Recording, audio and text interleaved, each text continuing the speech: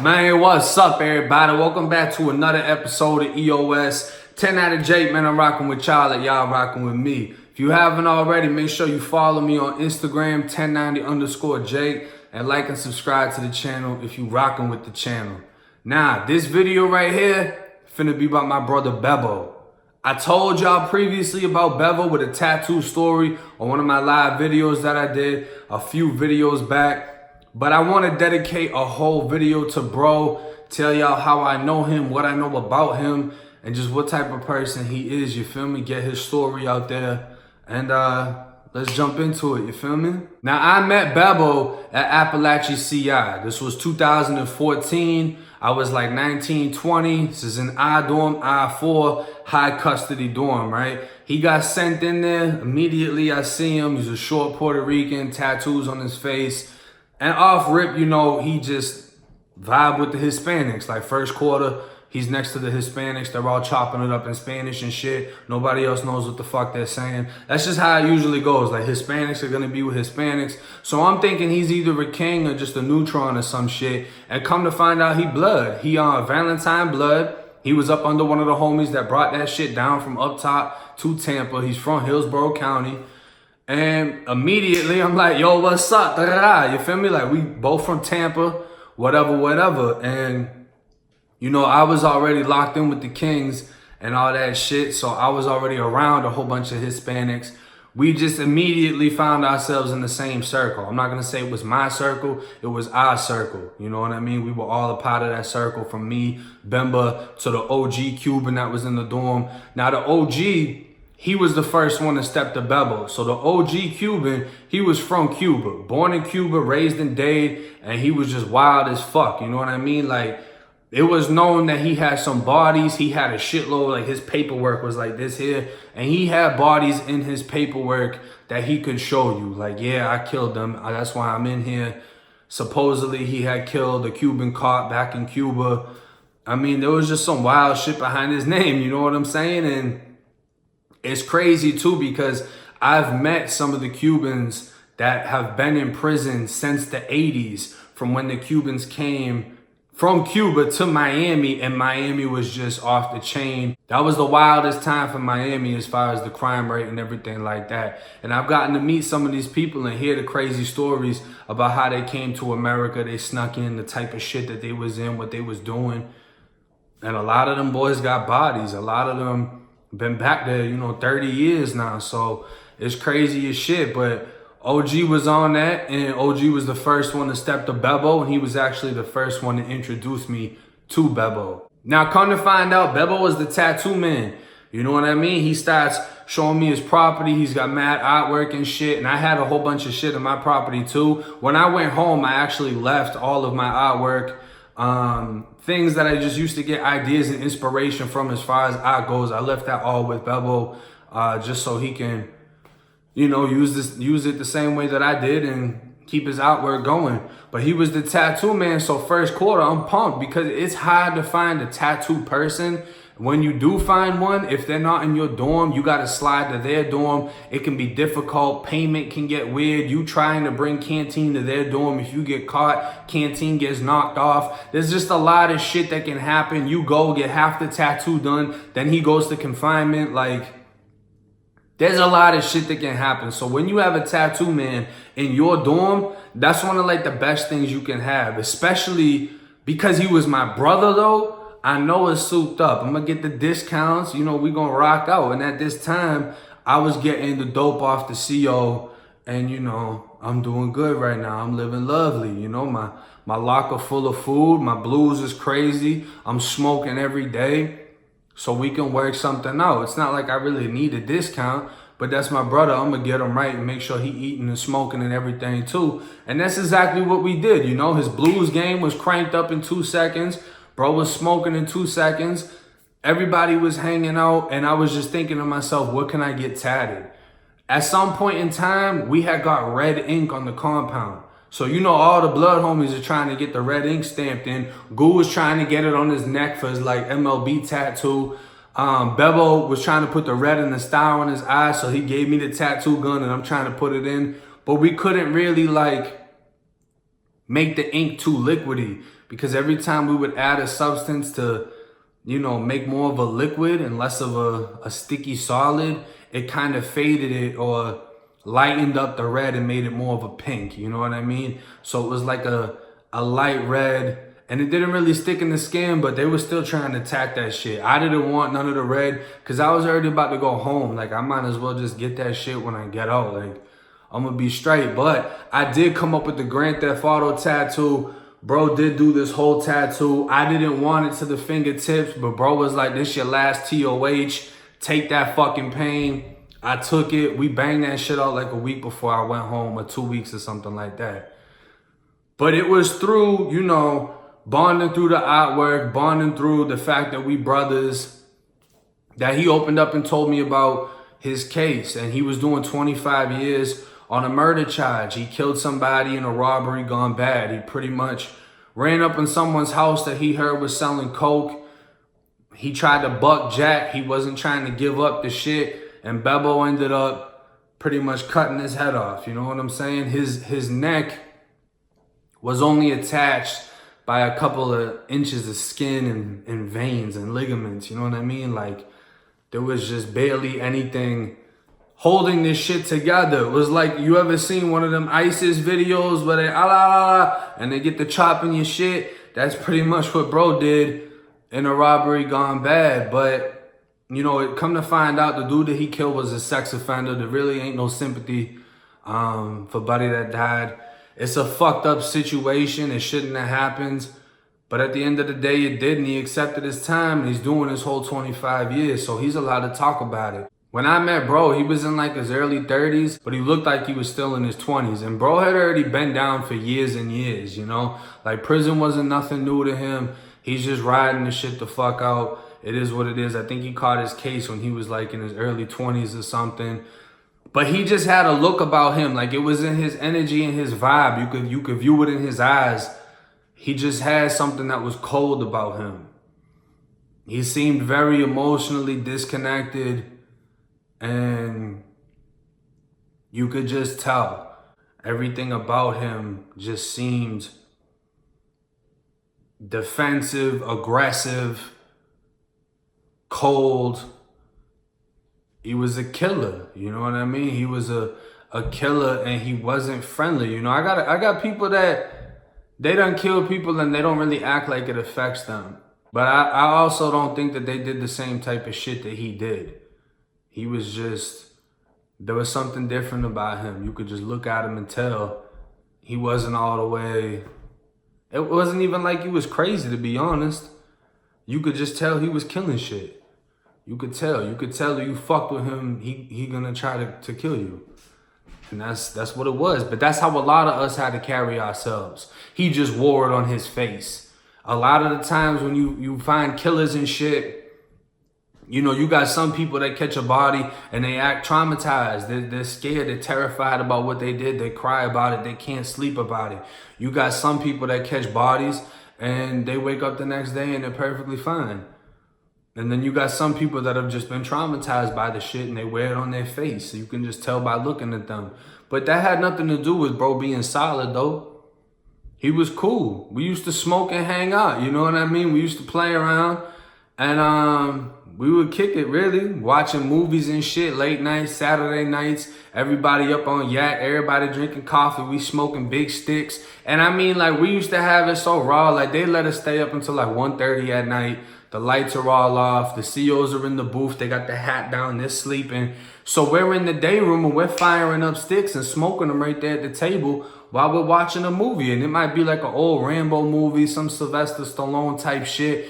Because, you know, the cable that we got in prison, it's not like street cable. We get fucking movies from like 95 and before. We don't get to watch no new shit like that unless it's like a TV show. But it's 1 something in the morning. Ain't no TV shows running. We were all big into watching Walking Dead. That was the shit. But fast forward a little bit and something had shifted on the compound to where we were getting word that it might be a problem with a certain organization. And, you know, everybody got called into Bebo's room because Bebo's cell was on the side. So when the COs looked in through the booth, they could see 1, 2, 3, and 4, like right inside of the cells. I was in 2. But because he's on the side, they can't see inside of the cell. So we all went in there, and he more or less pulled out a wrapped up piece of paper, opened it up, and it ain't nothing but straight fire. You know what I mean? There's a couple of knives, a couple of pokers. And it was pretty much known that, you know, we're all strapping up, we're all ready to go. But that wasn't nothing that we weren't used to. Like, I already had something, so I didn't need another one. You know what I mean? I was already strapped, and I stayed strapped, and my bunkie was strapped. So we're good. So those knives pretty much got dispersed between us. And then if someone else needed one in a different quad, we shot one over to them. But we were all walking around strapped up, ready to go. And that's just how we normally were anyway, you know, but it wasn't like nothing like out of our normal nature already. Like, we already had that mentality. It could pop at any minute. We got to be ready to go. And the situation that had started, it pretty much like died down. I never heard nothing crazy after that. There wasn't nothing getting talked about. They obviously didn't want to go through it with us because we let them know, like, you know, make your move. It's on you. The move is on you. If you want to take it there, let us know. We're going to strike. You don't want to take it there, to just keep that shit pushing. They decided to keep it pushing. Something else, though, had popped off inside of the dorm. This was the situation that got Goose sent to confinement. And I'm actually not going to give up this whole situation because I don't think a lot of y'all can understand situations like these. I don't think a lot of y'all have been exposed to violence like this. And there's just a lot of y'all that are too judgmental to handle hearing something like this. But long story short, I walked into a cell and a couple of my brothers had knives to somebody. I know if I walk out of the cell, it doesn't even matter at this point because I'm seen on camera walking in. And when I walk in, you know, this kid's got a knife to his neck. It's pushing into his neck, but it's not in his neck. He's got another knife in his stomach. And I don't know if what I'm watching, somebody's about to die.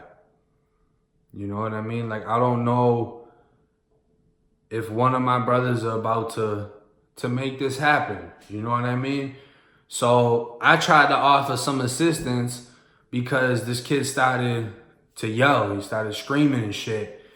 And I hit him. Like, he's up against the sink, right? So he got the knife in his neck here, the knife in his stomach here. One of my brothers on this side, one of my brothers on this side. So I walked up and, you know, held his face against the wall and just tried to just keep hitting his shit in, trying to knock him out to get him to shut the fuck up.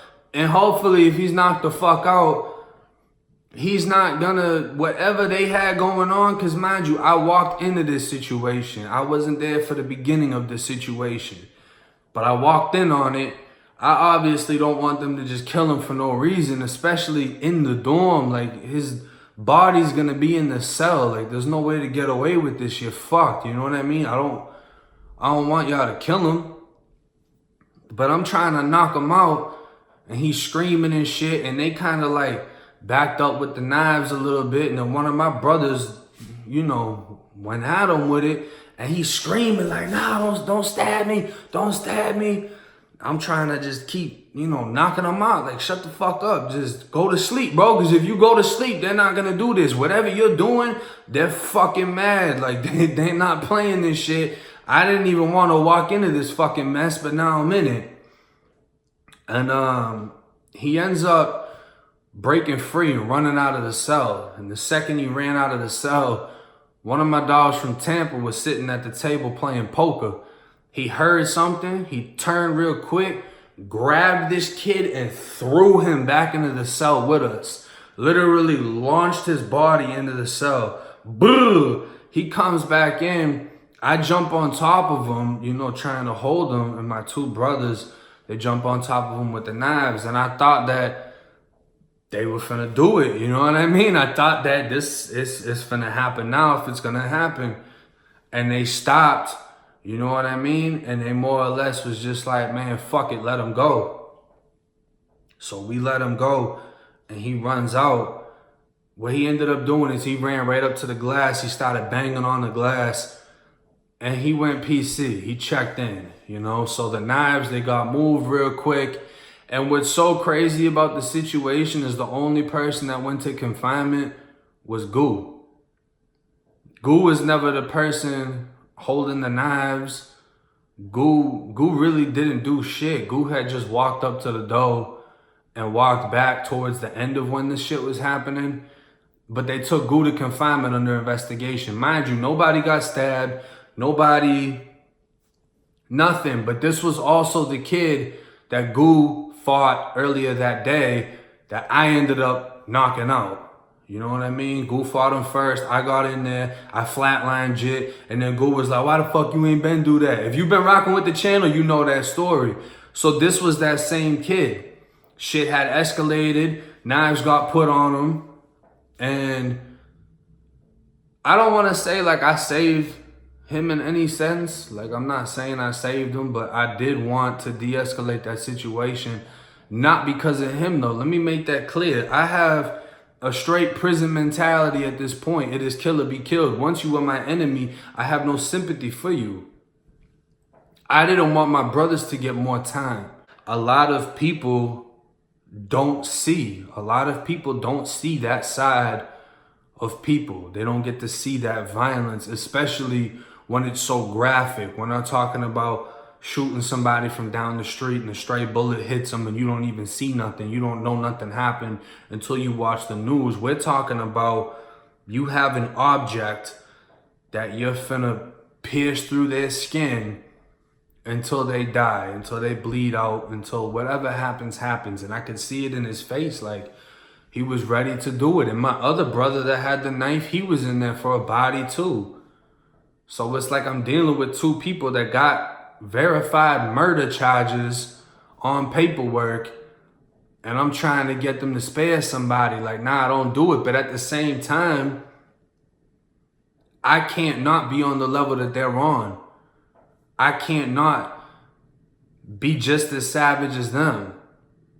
So it's not like I could go in there and be like, yo, y'all spare him, he's good. Why is he good?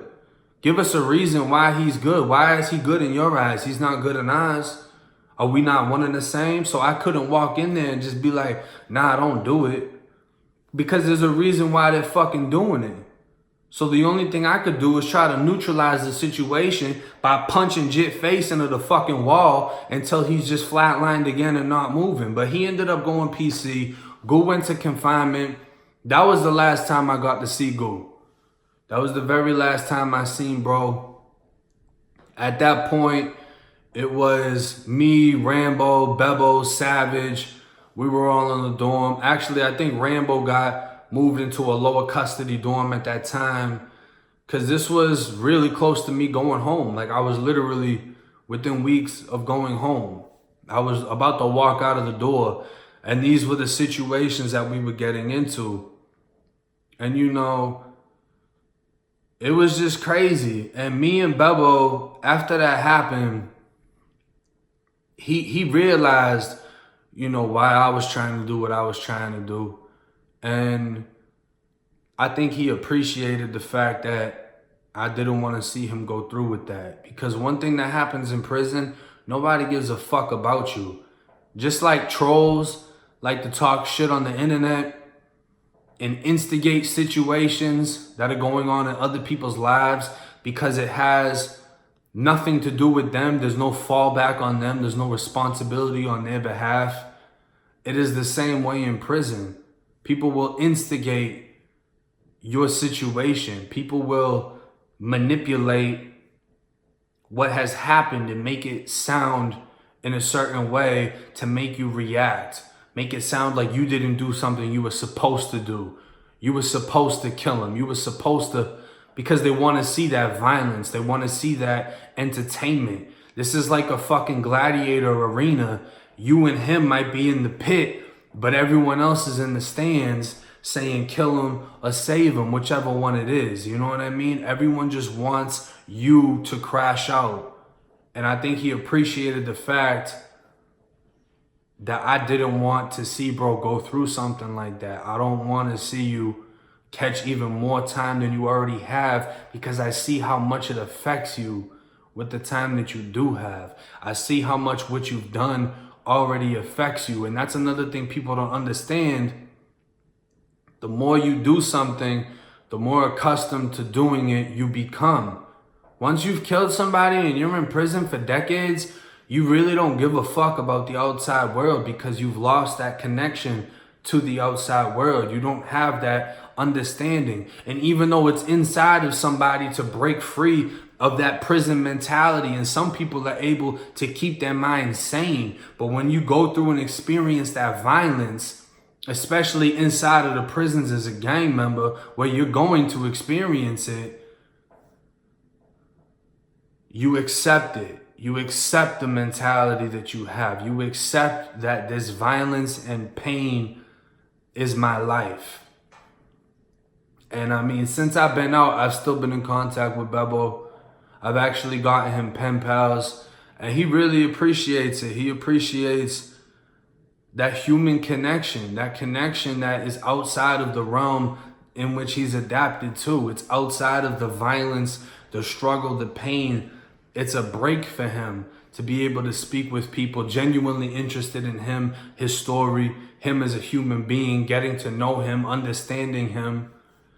And it's crazy because when I talk to him through the emails, he sounds so much different than how he sounded in person. And I can tell that there was so much about him I never got to meet. I was never introduced to the whole him. I only met the person he was comfortable introducing me to, if that makes sense. I never really got to see the best sides of him. I never got to see his actual personality without conflict, without paranoia, without PTSD. I only got to know him while we were still inside of that battlefield, and just reading his emails and hearing about the communication he has with his pen pals and how much it's uplifted his spirits and just the positivity that he's getting into. He's staying with the artwork. He's consistent with the tattoos. I really hope that, you know, when it comes time for bro's release, he can truly appreciate that freedom and really go after what he wants to be in life, whether that is a artist or whatever it is. But I would just love to see and help with disconnecting from that prison mentality, disconnecting from the pain and suffering and finding a way to overcome it and live a better life after his EOS. You know what I mean? And for anybody that's interested in writing him, definitely contact me through Instagram, 1090_Jake. I can put you in contact with him. I have plenty of brothers that would love to have pen pals. Plenty of people that I know that aren't even my brothers. Just that communication is key to helping somebody get back into civilization, get back into this society and not that world that they live in. But I appreciate, bro. You know, I was able to learn a lot of things from him just by watching him. When you see somebody that is struggling and dealing with pain and dealing with trauma, you can learn from that and you can appreciate that. Even though you're seeing someone who's hurt, you can see where your decision making will take you.